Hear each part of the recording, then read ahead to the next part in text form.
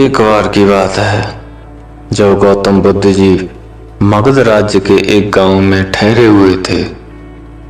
गांव से थोड़ा बाहर एक मोची अपने परिवार के साथ रहता था।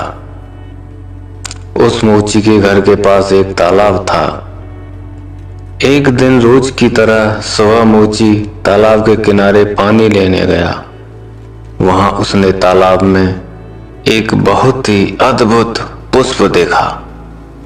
वह पुष्प देखने में बहुत ही सुंदर था और चमत्कारिक भी प्रतीत हो रहा था। मोची ने तुरंत ही अपनी पत्नी को बुलाया और वह पुष्प उसे दिखाया। मोची की पत्नी आध्यात्मिक और धर्म में आस्था रखने वाली थी। वह पुष्प को देखते ही समझ गई कि जरूर कल यहाँ से गौतम बुद्ध जी गुजरे होंगे। उन्हीं के प्रताप से यह पुष्प खिला है। पुष्प को चमत्कारिक मानकर मोची ने एक योजना बनाई। उसने अपनी योजना के बारे में पत्नी को बताया कि वह इस पुष्प को राजा को देगा और उनसे खूब सारी स्वर्ण मुद्राएं लेगा। उसकी पत्नी ने भी सोचा कि यह पुष्प उनके किसी काम का नहीं है, इसे राजा को ही दे दो, कम से कम कुछ कमाई तो होगी। पत्नी की सहमति के बाद मोची राजमहल की ओर निकल गया। राजमहल के रास्ते में उसे एक व्यापारी मिलता है। मोची के हाथ में पुष्प देखकर वह रुक जाता है। वह मोची से पूछता है कि भाई, ये पुष्प लेकर कहाँ जा रहे हो? मोची कहता है कि मैं यह पुष्प लेकर राजा के पास जा रहा हूँ। इसे राजा को भेंट करके मैं राजा से मुंह मांगा इनाम लूंगा। व्यापारी ने मोची को एक प्रस्ताव दिया कि तुम यह पुष्प मुझे दे दो, बदले में मैं तुम्हें 100 स्वर्ण मुद्राएं दूंगा। मोची सोच में पड़ गया। उसने सोचा कि जब व्यापारी इस पुष्प के लिए 100 स्वर्ण मुद्राएं दे रहा है तो राजा तो और ज्यादा देगा।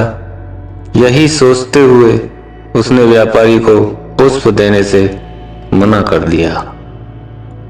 थोड़ा आगे चला ही था कि उसे रास्ते में राजा आते हुए नजर आए, जो गौतम बुद्ध के दर्शन के लिए जा रहे थे। राजा भी मोची के हाथ में वो दिव्य पुष्प देखकर अचंभित हो गए।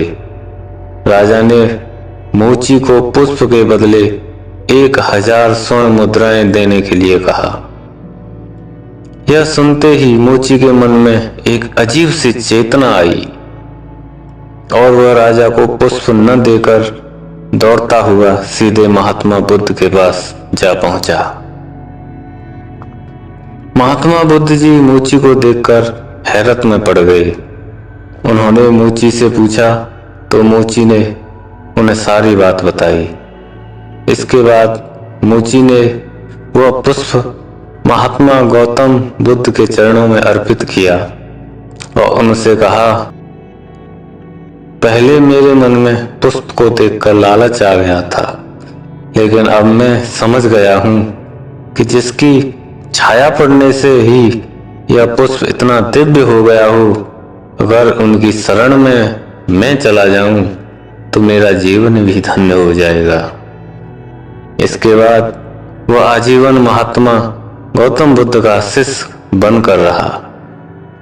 इस कहानी ने हमें सिखाया कि हमारी जिंदगी में भी हमें बहुत सी चीजें अपनी तरफ आकर्षित करती हैं, लेकिन हमें उनके लालच में न फंसकर अपने ज्ञान का प्रयोग करके जीवन में सही राह को ही चुनना चाहिए।